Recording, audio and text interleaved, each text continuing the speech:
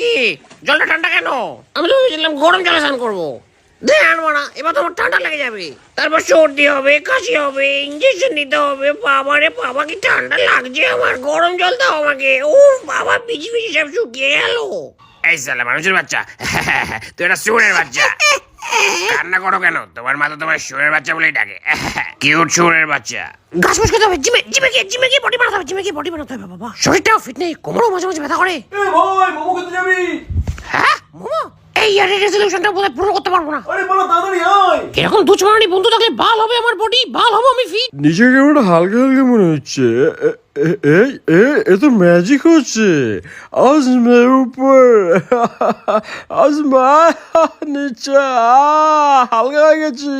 ভাই কি মজা! তা না, একবার হ্যান্ডেল মারার পর আমি হালকা হয়ে গেছি। আবার এতটা হেঁটেটা নামতে হবে, দূর সাইড দিয়ে যাই আমি।